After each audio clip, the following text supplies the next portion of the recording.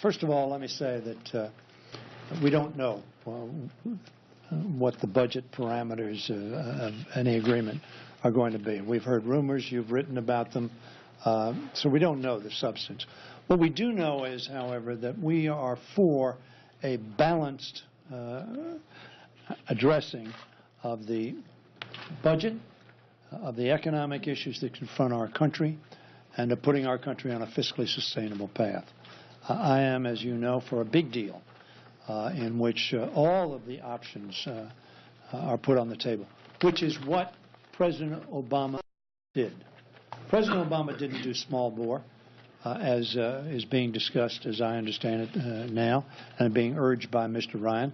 And the reason he didn't discuss small bore is because he wanted to give confidence to the economy. And he wanted to get off this government by crisis.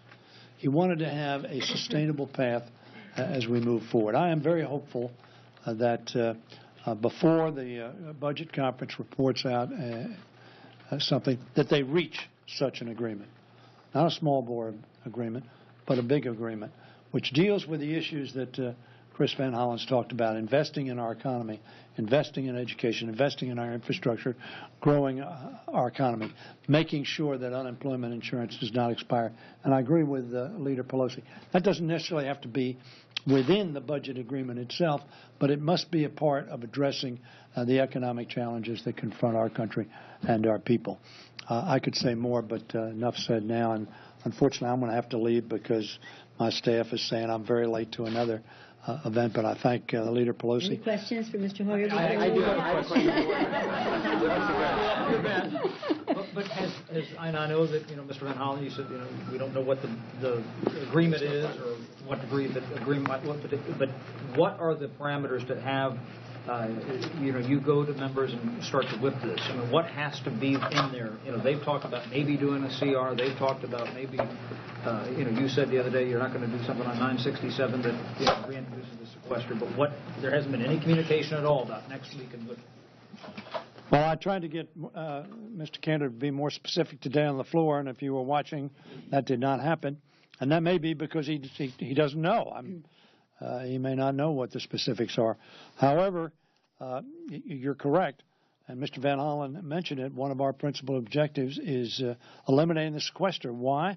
Because in bipartisan fashion, not only did Mr. Rogers say the sequester is unworkable and unrealistic, but his 12 chairmen, Republican chairmen of the appropriations subcommittees, said it was unworkable and unrealistic. So one of the first objectives needs to be to get rid of the sequester. The sequester was never intended to go into effect. Everybody believed that the super committee, so-called, would come up with a big, balanced deal. Unfortunately, that did not happen. And they presumed that over the next 13 months after failure that we would come up with an alternative to sequester. We did not. But Mr. Cantor today on the floor in our colloquy said the sequester was not the way to reduce government spending. He's absolutely right. I've been saying that. Mr. Cantor's been saying it.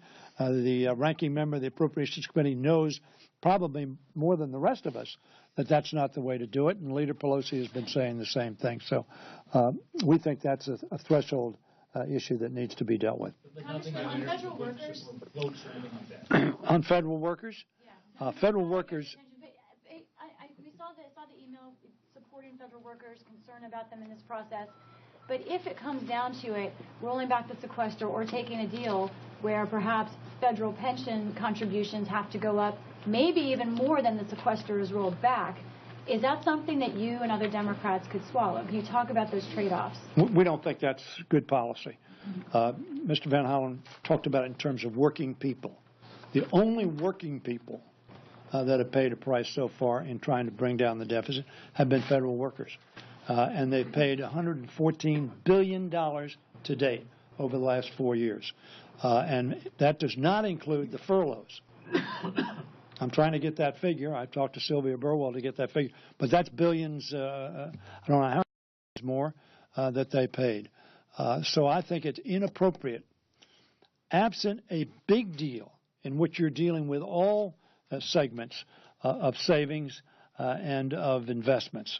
which is a big deal, contemplates, it is inappropriate to further look to the pockets of federal employees at this point in time. It's not necessary. Mr. Van Hollen points that out. He has alternatives which don't deal with that at all. They want to save 10, 15, $20 billion in the Farm Bill. They also want to shift some of that money to pay very wealthy farmers on insurance. We ought to look to those first before we again reduce the pay and benefits of our federal workers, because we've already dipped deeply into their pockets and reduced not only their present benefits and pay, but also their longer-term benefits and pay. Madam Leader. Thank you. Thank you.